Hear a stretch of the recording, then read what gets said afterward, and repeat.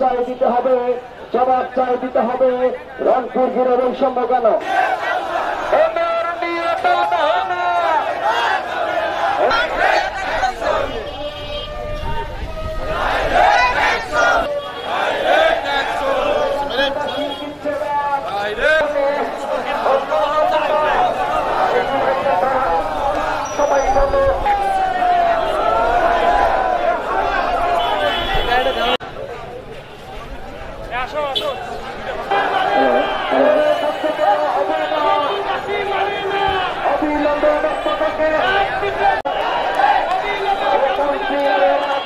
কিছু থাকবে না ভাইরা আমার।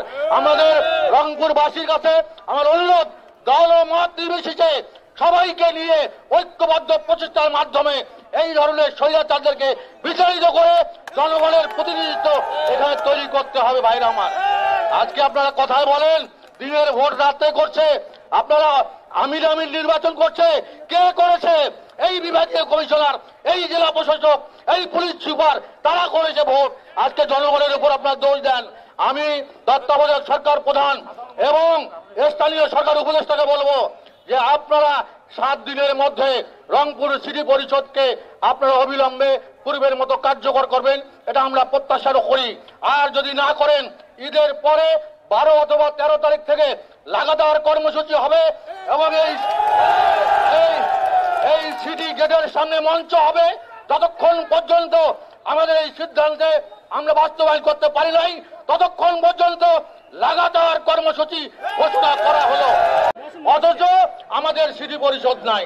আমরা অন্য কোন জায়গায় কি হবে জানি না। আজকে মাত্র একটা মিস কল দেওয়া হলো, এই সরকারের শুভবুদ্ধির উদয় হবে। এই অথর্ব সরকার, এই অজ্ঞ সরকার, যারা স্থানীয় সরকার বা দেশ পরিচালনায় সম্পূর্ণভাবে ব্যর্থ, তারা আজকে এই স্থানীয় জনপ্রতিনিধিদের খেলছে।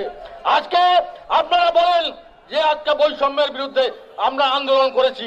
বৈষম্যের বিরুদ্ধে আন্দোলন যদি করে থাকে, রংপুরের সারা দেশের মধ্যে একমাত্র জনপ্রতিনিধি যিনি রংপুর সিটি কর্পোরেশনের মেয়র এবং পরিষদ, আমরা এই আন্দোলনের সমর্থন দিয়ে সব ধরনের সহযোগিতা করেছি।